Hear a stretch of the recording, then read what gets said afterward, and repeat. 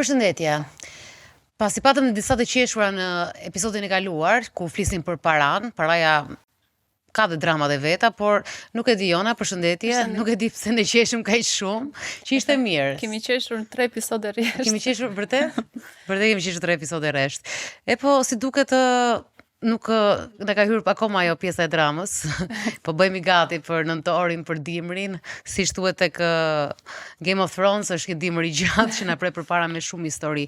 Dhe që janë histori dramatike, sidomos të marrëdhënieve familjare, por ndonjëherë janë disa lloj drama që të bëjnë përshtypje. Siç është ajo për cilën do flasim sot, marrëdhënia mes motrash. E kuptoj se si motër e madhe, ndonjëherë ne pa dashje keq trajtojmë motrën ose vllajin, e marrim si të mirëqen gjatë gjithë kohës, e kemi si në ligj të pashkruar që do t'i marrësh të mirëqen anëtarët e familjes, sidomos kur je edhe në ambiente të ngushta ose në familje të lidhura që ke gjithë kohës ke një lloj ndërhyrje që kur flen në një dhomë për një kohë të gjatë, pra ndan dhomën me tjetrin, ndodh. Domethënë, unë personalisht mund të them që kam qenë një motër jo e mirë në episodet të ndryshme të jetës. Mund të kem qenë shpeshherë më e rrept, më e ftohtë, shpeshherë jam përgëdhelur përpara motrës së vogël, e cila është më tolerante. Mua më ka parë një çik shumë më sheh pak me admirim. Pas unë e kam përdorur këtë, domethënë në favorin tim. Një gjë që ka ndodhur shumë motrave, u ndodh në marrëdhënie. A je ndjerë gjykuar nga motra? Shiko, unë për motrën time kam menduar që ka qenë, dhe ndoshta nuk e di, ka qenë njeriu më i mençur në botë. Seriozisht, ai çdo gjë që thoshte shumë e çuditshme, pavarësisht se çfarë i thoja unë asaj, kështu publikisht, sidomos të moshë më të vogël, që ku merr vesh ti e s'di ti e këto, unë realisht çdo gjë të asajt unë e kam marr sikur është gjëja më e mençur dhe më e vërtet në botë. Me atë nuk jam sjellë sikur unë vërtet i besoj asaj që të jetë shumë e mençur, por për mua ajo absolutisht çdo gjë që ka thënë unë e kam marrë kështu parasysh. Pastaj qenë kuptim pra mes jush. Ndoshta jo i thënë, hapur, por ka ekzistuar një farë kuptimi. Po, vitet e fundit mendoj që ne jemi në fazën që mund të rrimë dhe mund të kënaqemi me njëra tjetrën, sepse më përpara nuk kurse ka qenë shmangje, por për shkak të jetëve tona krejtësisht të ndryshme, dhe jeta e saj që është pak më e ngadalt në kuptimin e shijimit të jetës, të parit të gjërave më filozofike, ndërkohë unë më pragmatike, besoj që ka qenë pak më ndryshe dhe kur rinim bashkë kishim më shumë fërkime, pra debate me njëra tjetrën. Por rasti yt është që ndryshimet ju kanë bërë bashkë, kurse në raste të tjera ekzistojnë si forca të heshtura këto ndryshimet mes motrave që i distancojnë më shumë. Një motër që është shumë tradicionale nuk e pranon për shumë një motër që është jo konvencionale. Nëse ka një fat shumë të madh që e kam parë edhe nga studimi që kanë bërë të motrave tjera, ose historive që kam dëgjuar gjatë gjithë këtyre viteve, që është një fat shumë i madh në shtëpinë time është që ne jemi trajtuar njësoj. Nuk kemi fajsuar asnjëra nga ne për problemin e tjetrës, kurrë, dhe ajo që është e rëndësishme, asnjë nga ne nuk ka ndjerë xhelozi kurrë për motrën. Kurrë. Domethënë, unë jam shumë e lumtur ai që të bëj më të mirën e saj. Nuk ka ndjerë. Por ama unë kam zbrazur pa siguritë e mia tek ajo. Ajo duhet projektonte gjithë ato gjërat që unë nuk po i arrija dot, pra ajo duhet ta bënte, sepse ajo po më zhgënjente mua pse e kam unë këtë motër. Shumë interesante pjesa juaj që edhe me ndryshime keni qëndruar bashkë. Kur mësova pjesën e temës, në fakt, fillova të kuptoj ose të kujtoj një rast shumë interesant që vjen nga terapia, më përpashme që vetëm nga një takim familjar pas shumë vitesh që po kujtonin kujtime dy motrat bashkë me pjesëtarët e tjerë. Arritën të kuptonin se sa ndryshe kishin përjetuar fëmijërinë dhe se si njëra tjetrën nuk e kuptonin. Për shembull, ajo thonte që unë nuk kam ndjerë njësoj si ty. Dhe pse ishin rritur me të njëjtën mjedis, me të njëjtin lodra, me të njëjtat veshje, me të njëjtat situata prindërore, kujtimet ishin të ndryshme. Dhe pikërisht pse ndodhi një zhvlerësim i kujtimit të motrës, filloi të prishej marrëdhënia mes tyre. Çfarë thua? Sepse i thonte që po pse ke menduar kështu, nuk është se të kam bërë gjë. Edhe filloi të ndikohej kaq shumë emocionalisht, sa filloi të prishej. Jam shumë e fat, jam e bekuar. Me gjithë ndryshimet tona, me gjithë faktin që kur bëheshim bashkë ziheshim, kishim ato përplasjet tona, jemi të dyja shumë emocionale. Jam e bekuar që nuk kam ndjenja të cilat nuk e dija që ekzistonin realisht, por pastaj kuptova që ekzistonin xhelozi, mund të kesh trauma nga motrat. Besoj që çik trauma i vogli nga i madhi e ka që rritet. Edhe i madhi sepse merr role kujdestaria. Pa. Është dhe diçka tjetër që unë kam vënë re në disa motra ose kemi pasur, duke qenë se kemi pasur të ndryshme, mua kurrë nuk më ka thënë që kujdesu për të voglën. Asnjëherë. por të dyja jetët janë respektuar. Nëse unë e puth motrën time, të vjen keq në fakt kur ka debate, të vjen shumë keq sepse familja me të gjitha kodet e mundshme, qoftë fetare që të gjëja është shumë e shenjtë dhe po është kjo fjalia kur e thua që është shumë e shenjtë është okay, po nga ana tjetër hajde ta kuptojmë se pse ndodhin këto. Dhe ne do mundohemi të kuptojmë sot. Kemi disa histori. Do të fillojmë me Asviolën e 17 vjeçe. Ajo nuk flet me të motrën e saj. Mendohet që martesa e motrës mund të jetë edhe shkak, pra edhe bashkëshorti i motrës mund të jetë shkak i ndarjes. Asviola është 17 vjeçë dhe motra e saj është 6 vite më e madhe. Asviola, më fol pak për marrëdhënien me motrën. Keni qenë të lidhura dikur sepse tash e di që jeni po përitoni një krizë? Kemi qenë shumë të lidhura bashk. Ishim domethënë një shpirt, një mendje, një trup. Ishim 24/7 bashk, në punë ishim nëntor bashk, në shtëpi bashk, nuk ishte çfarë ndante. Çdo më thënë punë, se unë shoh që ti je 17 vjeçe. Kemi pas punuar bashk që 11 vjeçë në rroba qepësi. Që 11 vjeçe. Pa. Po çfarë ndodhi pastaj? Kur nisi krisja? Ndodhi krisa kur ajo u fejua. Nuk më fliste më, ndoshta nga partneri i saj që nuk më donte sepse kam qenë një bashkëjetesë 6 muaj, edhe ai sepse kam qenë unë 6 muaj bashkëjetesë dhe unë ndava, ai thonte tani që unë jam edhe nuk donte ta linte sepse ja po unë flas me gruan e tij. Edhe ndoshta po e bëj si veten, me mendjen e tij. Kuptoj. Dhe motra u ftov gradualisht apo u ftov më njëherë? Gradualisht. Tani çfarë marrëdhënie jeni? Flisni? Nuk flasim fare. Dhe kur flet me mamin, ajo kur jam unë aty, ajo direkt do ta fik telefonin, edhe kur vjen këtu e sjell burri i saj, as 20 minuta edhe ikën. Nuk don që të jemi unë dhe ajo, kupton? Nuk don partneri i saj. A je sigur që është vetëm kaq se s'do partneri që është ftor dhe pse ikën ajo nga ty? Po, nuk e lejon ai. Kur ngelën vetëm një ditë e vëra re që ajo donte. Kupton? Por burri i saj nuk don. Burri i saj hedhë llafe në përfis që unë jam e përdal, unë kam qenë e fejuar. Bashkëtesë, unë jam marrë me shumë çuna, do të thënë shumë fjalë të shpikura nga truri i tij. Asviola, ti këtë burrin e ke dashur në kuptimin që e ke pëlqyer si partner të motrës kur e njoh apo jo? Po, në fillim unë në fakt jam mbusha mendjen sepse nuk kishim ato mundësi që të jetonin aq mirë sa ajo donte, ai burri, djali, se çfarë i them atje. Ai ishte në rregull, jetonte në Itali, është në mundësi shumë mirë, 37 vjeç, në fillim ai 37 vjeç? Po, edhe ai domethënë merrte me të mira, jo, domethënë cilëte shumë mirë me mua në fillim. Edhe unë jam pusha mendin motrës, i thash unë të jetosh më mirë, se je këtu, do jesh më e lirë sepse unë prindërit kam shumë strikte dhe nuk e lejonin të bënte çfarë donte. Edhe është gabimi im i madh, sepse ajo bënte që ai thoja unë, nuk bëja që ai thoja çfarë më thonte ajo, sepse ishim shumë të lidhura. Kam bërë shumë gabim që jam mbusha mendjen, sepse familja ime nuk e donte djalin në fjalë, burrin e motrës nuk e donte se ishte miritor plus nga mosha. Pa, ishte 10 vjet më i madh se motra, është 10 vjet, 12 i bie, po. Ishte fejuar atëherë apo jo? Jo, kam qenë ndar. Do më thënë ti ishe i njëjti njeri, po ti vet e ke kuptuar ndonjëherë nga i erdhi kjo papritur aty ndaj teje? Burri i saj tani më ka inat, sepse ajo bënte çfarë thoja unë edhe kujton ai sepse është i madh normal edhe me moshën e motrës time është pak diferenca shumë e madhe. Edhe mendoj që ai se mos po jam mbushur mendjen për ndonjë çunë më të mirë, për ndonjë gjë kështu mendoj unë. Që mendon ai pse s'mdon. Ti e përpjekur ndonjëherë të flasësh me motrën për këtë gjë? Ose të ndërhyj familjarët? Jam përpjekur shumë, fakt. Kur fliste me tezën time, me fuste në grup ajo nuk donte.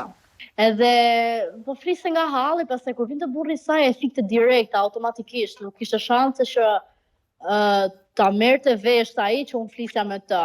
Edhe diku që më ka ngelur në zemër akoma, që nuk akoma kur e kujtoj nuk më vjet plas.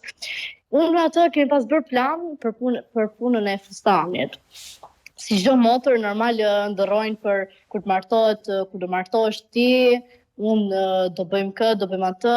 Më thonë unë isha shumë e lumtur që ajo do fejonte, sepse mendoja që në thonjza burri i saj do më marri, do të thonë do jetojmë se më bënte mua do ikin në Itali unë, do të marrë aty të jetë trim bashkë, kupton?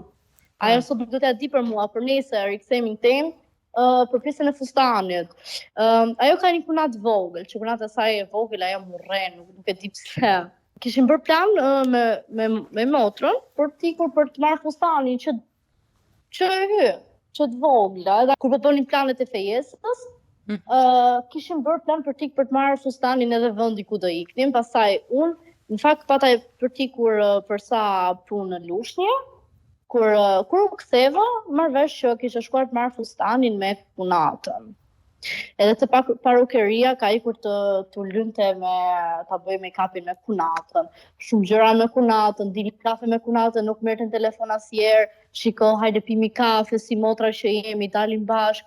Asnjëherë nuk e ka marrë mundimin për të më telefonuar për të thënë hajde pimi kafe si motra që jemi as pak. Tani ajo më fal, është në Itali apo është në Shqipëri? Ajo momentalisht në Itali. Po prindrit se tu çfarë mendojnë për këtë situatë? Ajo nuk flet me babin, sepse babi nuk e don. Nuk, vetëm akoma, edhe për pjesën që burri saj po rrin duke shpikur, shumë po shpik. Po shpik ndaj kujt? Ndaj teje?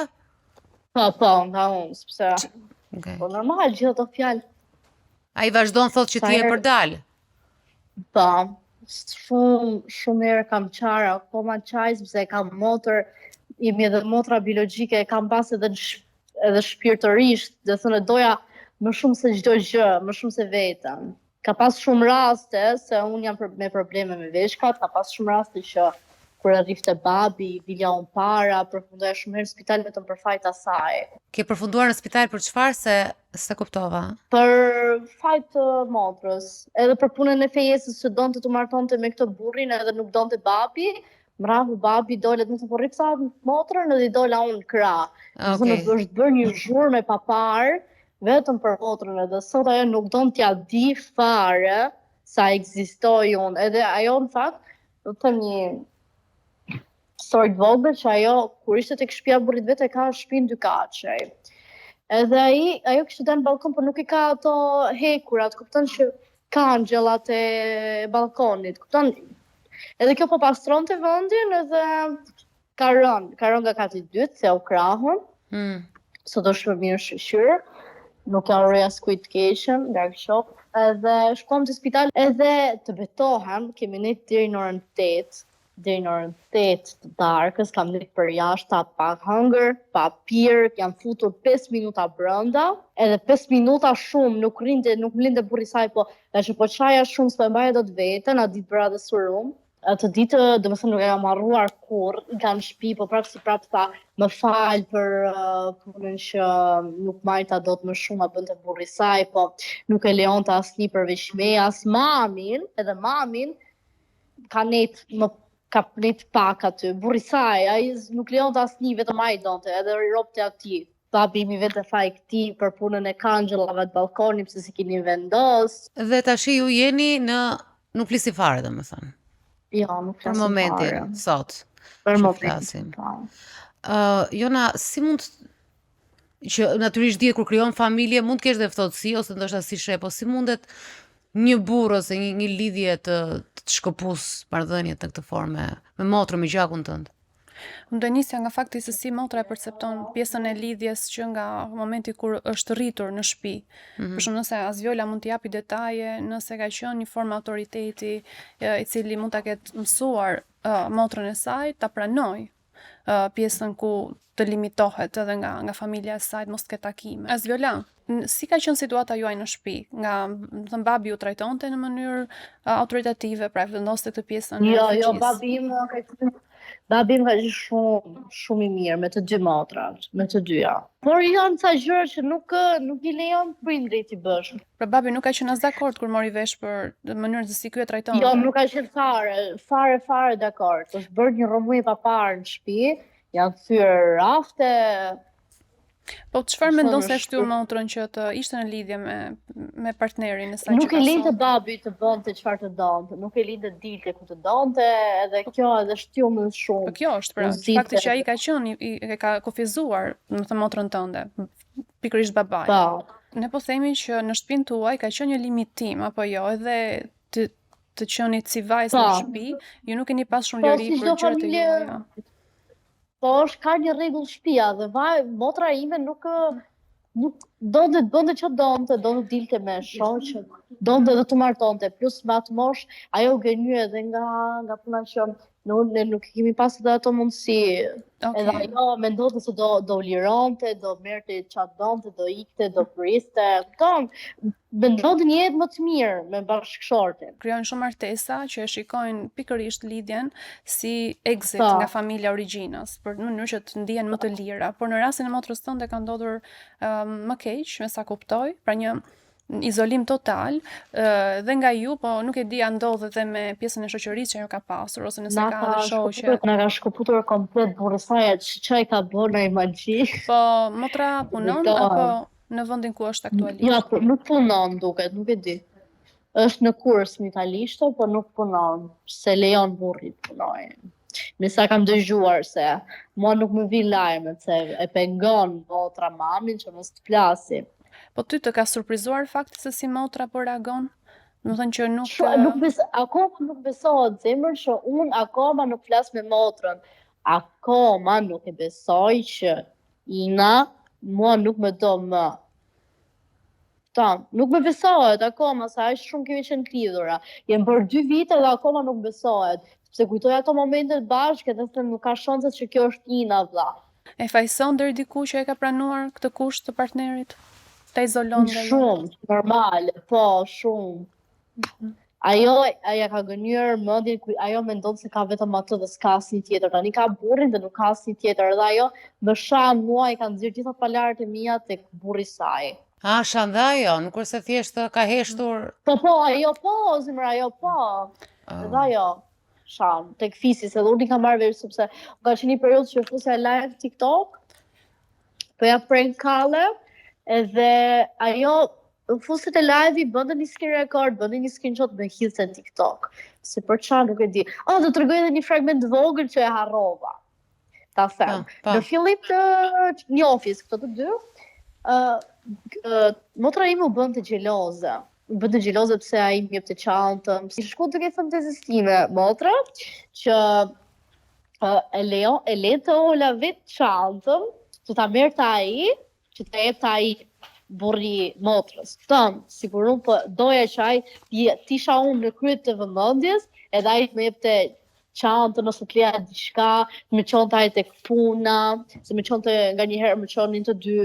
Edhe i thoja, do më qosh pak të puna normal, se kur do më çonte tjetër. Normal që do i them motrës, ato që kam pas, asaj do i them. Ajo u bëlte xheloze në fillim. Pra le të themi që janë 2 personat pasigurt që janë futur në një marrëdhënie së bashku.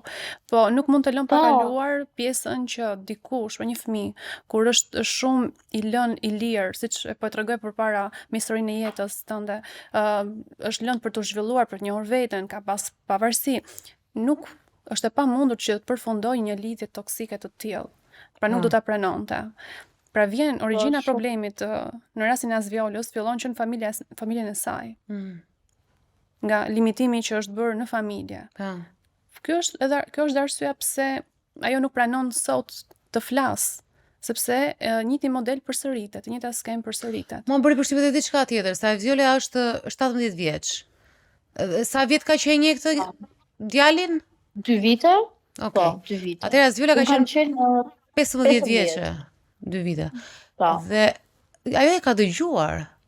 5 vjet më e madhe dhe e dëgjonte se Asviola thotë që më merrte mendime dhe më besonte mua për gjithçka. Kryesisht motra e madhe me këtë diferencë, me rolin e nënës, të kujdestares, së këshillueses, kurse në këtë rast më duket sikur kanë qenë si të barabartë ose dhe Azvjola ka dhënë vendime dhe në një moshë fare të vogël. Apo jo Azvjola? Siç të thash, kam punuar që 11 vjeç edhe do të thënë që në moshë të vogël kam mësuar shumë nga jeta. Sepse ashtu ndodhi një përplasje në familje dhe më dësh të punoja. Përmendi një element të rëndësishëm, pak përpara që motra ka shfaqur dhe një xhelozie ndaj saj. Po, si ishte ky momenti i xhelozisë? U bënte xheloze se ai u afronte duke bërë muhabet. U afronte, vinte, bënte muhabet, vinte dorën, përçafonte, të keqën gjaxhi kështu kupton. Kjo bënte xheloze. Si e shfaqte? Jo, nuk e ka shfaqur fare. Po si e kuptoje? Nuk e kam kuptuar, po i thonte, i ka thënë, ka shkuar ti thënë tezës, këto gjëra, kupton? I bënte Ola për të përmarrë burrin. Është budalli. Ka një indicje këtu. Çfarë indicje? Sepse ajo mund të jetë personi që ka folur sërish, ka folur e para me partnerin e saj për xhelozinë që ndjente ndaj motrës në këtë rast. Mund të jetë ajo që e ka iniciuar. Ndodh. Azvjola, Jona mendon që mund të jetë motra që e ka iniciuar, nuk ka qenë bashkëshorti ai që ka kërkuar distancimin. Ka qenë motra vetë që ka kërkuar këtë në një lloj mënyre.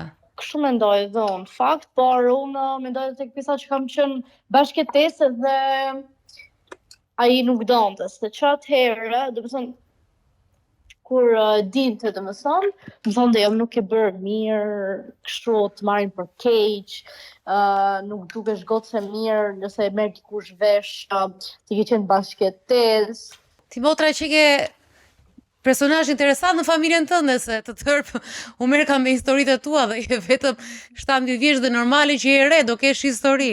Ti futesh dhe live në TikTok the? Po, ka qenë një periudhë që fusa live në TikTok. Po TikTok u paragjykohet, ti e di shumë mirë që, do të thonë edhe da andale futen live tani, po live i TikTok-ut është gjithmonë i paragjykuar tek njerëzit, sidomos tek gocët që. Jo të bëj me njeriu jot. Jo të bëj me motra jote. Gjaku jot. Ti ç'a bëjnë ato live? I bëja prank call. Bëj prank calls. Po mirë, ato fan janë siç bëjmë ne të andale. Po, fani, diçka fani, u fusin goca, u fusin njerëz tamam, do të thënë, kisha moderator që automatikisht u hiqnin në ato që ofendonin. Jo, ka qenë shumë në rregull live-in.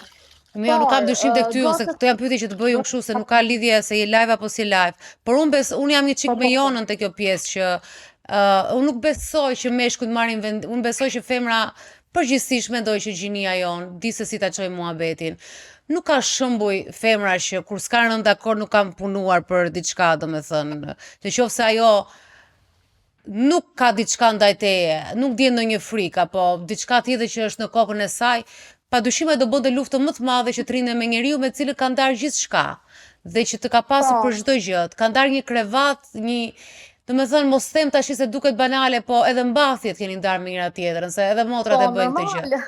Kështu që dhe fakti që ajo të bën meme se është ndryshe të jetë kundër bashkëshortit e tij në një moment merr ndonjë distancë dhe pastaj pendosh apo gjen momentin, se kemi parë edhe në filma kemi parë që i fshehura si takohen. Është tërësisht e pranueshme që ai të ketë parë ty live në TikTok, ti mund të jesh një vajzë shumë e bukur, mund të kesh një veshje dhe ai mund të ketë për arsye të tij personale, kryesisht, se njeriu është një qenie shumë e çuditshme, edhe shumë e thellë, Jona e di shumë mirë, po për çdo lloj arsye mund të jetë paragjykuese, nuk e di se ka njerëz që ngelin edhe andej ku jetojnë ngelin në vend, edhe ai mund të ketë shprehur dëshirën e tij për të mbajtur larg. Pra, ne e dim këtë gjë, e kanë bërë shumë veta, që nuk kanë ndenjur dhe me pjesëtar të familjes, për arsye se i është dukur që ai është më i lëvizshëm dhe do ta prish motrën, do të ndikoj. Dhe kjo kuptohet. Por që motra jote, në çdo lloj rasti, të vazhdoj të fyej ty, apo të bëj meme dhe të tallet me ty, të tregoj histori dhe vetë ajo që ka ndarë çdo gjë me ty, apo jo Jona, ka ndarë gjithçka me ty, të jetë ajo iniciatore e thashë themeve, ose mbështetëse e thashë themeve, realisht duhet të ketë, pra Jona e di më mirë që këtu duhet të ketë një dramë më të madhe që të shtyn ty gjakut të dhe sidomos ndaj motrës, Mendoj se në rastin e Asvjolës është xhelozia ajo që i ka ndarë të dyja me njëra tjetrën, e cila kur jemi fëmijë është një xhelozi e lezetshme që ndonjëherë edhe kamuflohet, kalon, por kur ne rritemi, diferencat bëhen më të qarta, fillon edhe pikërisht aty bën dasi. Edhe siç mendoj se po ndodh me jetën e të dyjave. Një xhelozi që tashmë është shumë e qartë, pavarësisht se the përmendë gjithë kohës pjesën e partnerit të saj si pika ndarëse mes jush, por në fakt problemi i vërtet është aty mes ju të dyjave, që nuk është zgjidhur. Në fakt jam munduar, por kur nuk ta japin si mundësi, nuk ke çfarë të bësh. Edhe të pjesa që burri i saj kapet edhe sepse unë jam modele, edhe kapet e kjo pjesa që... Po i nxjerr detaje tani në fund. Është modele, po thot. Po patjetër. Përmenda pak që se dalloj nuk e di, dalloj nga zëri, ka një lloj kështu kilishmërie, një gëzimi për veten, ka diçka kështu që unë me gjykimet e mia të çmendura e karakterizohen pra një vajzë e bukur. Ka diçka të e ndjeva. Kam shumë shoqëri që ka bëjnë pjesë tek pjesa artit. Edhe shumë shpesh dal, do të thënë, kur kam ndonjë film, shkoj si figurante. Edhe ai thonte, shkonte duke thënë, siç e kam marrë vesh nga tezja, thonte që ajo, më falni për fjalorin, por thonte që ajo shkon e bën filma porno, është modele, e kanë marrë për porno shumë që kur i kam dëgjuar, kam qeshur me veten time se Zot na fal, kam marrë në këtë moshë dhe si kam dëgjuar për veten time këto fjalë, janë edhe shumë ofendime tjera që i kanë shpikur nga mendja e tyre, që Asvjola ka shkuar me këtë burrin, ka bërë me atë burrin.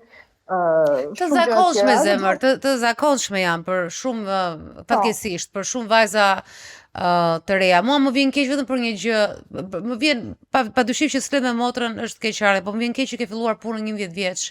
Më vjen shumë keq që je rrit para kohe. Se edhe ajo është, tash nuk e di sa ka ndikuar, po tregon që edhe ka pasur edhe krizë ekonomike në familje, pra ka ndikuar edhe ndoshta e ka shtyr tek, duke qenë se ky ishte në gjendje të mirë ekonomike dhe kjo vetë e artikuloi në atë moshë që ndoshta motrës i bën mirë që të rrijë me këtë njeriu, sepse ka gjendje ekonomike të mirë, është më i madh, është në Itali. Dhe më vjen keq që ju keni parë ca gjëra që s'duhet i shinit ose keni jetuar gjëra që s'duhet jetonit, sidomos punosh në rroba qepsi 11 vjeç është jashtë normës. Ti je rritur para kohe, çfarë duhet bëj? Sepse fakti që mori sot Asvjola e vuan, goca e vuan. Ajo gjithkohës e tha këtë, që e vuan. Por nëse e gjykon një moment ku motra nga ana tjetër nuk ka asnjë lloj reflektimi, ndjeshmërie ndaj teje, ndaj përpjekjeve tua, ndaj ndihmës që ti ke dhënë, sepse ke qenë, me sa kuptova edhe kuptuam, ti pika e nisjes së marrëdhënies mes tyre dhe më pas u vendosen në pozicionin që mund t'i ndaje, pra një pasiguria e tyre u transferua tek ty.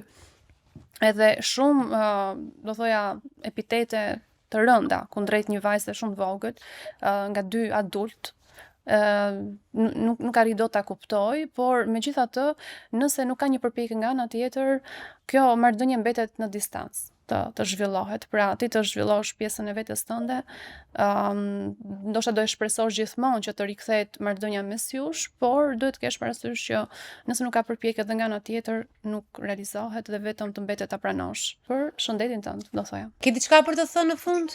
Vetëm dua të them që e dua shumë edhe shpresoj që të shkojnë gjërat si kemi pasur që para se të fejonte. Sepse ka ndryshuar komplet, është bërë tjetër njeri ajo vajzë. Asvjola, vetëm një ndërhyrje, ti nuk mund ta rikthesh siç ka qenë eksaktësisht atë marrëdhënie, pra ajo është ndryshuar tashmë nga marrëdhënia që po jeton. Ti ke ndryshuar si person, ju mund të keni një marrëdhënie ndryshe, por jo ajo që ka qenë. Nga këtu të filloi pranimi yt për situatën. Nuk di sa të them, për zotin jam shumë e mërzitur. Mendoj se kur të rritesh më shumë, do kesh një tjetër qasje ndaj kësaj situate. Absolutisht, do mendoj që është ende e vogël për ta kuptuar dhe e romantizon një çik në formën e vet. Por më vonë ndoshta absolutisht që do ta shoh. Dhe u mbati edhe shumë thyrje mes motrash, paktën që unë njoh, arritin në një pikë që të 30-tat, 40-tat e artikulojnë ndryshe atë. Nëse në fillim është pse, pastaj fillojnë edhe shkojnë që nga fëmijëria i kanë futur një analizë dhe kuptojnë më mirë. Motra Asvjolës do të ketë parasysh që po e humbet këtë mundësi që ka tani, sepse Azvjola është akoma gati. Por me kalimin e kohës mund ta ndryshoj mendimin, siç e the. Ka një tjetër qasje kupton rëndesën që i ka dhënë, fajet drejt vetes që mund t'i ka dhënë. Mendoj se edhe nëse ata gjykojnë që kanë faj, për shkak të moshës nuk mendoj se as duhet ta etiketohet, ashtu pas nuk duhet të lihet pa e zgjitur marrëdhënien, kështu që këtë shans e kanë tani. Azvjola ka fëmijë motra? Ka provuar shumë herë, por nuk ka ngelur akoma. Edhe ky i vendos faj motrës time.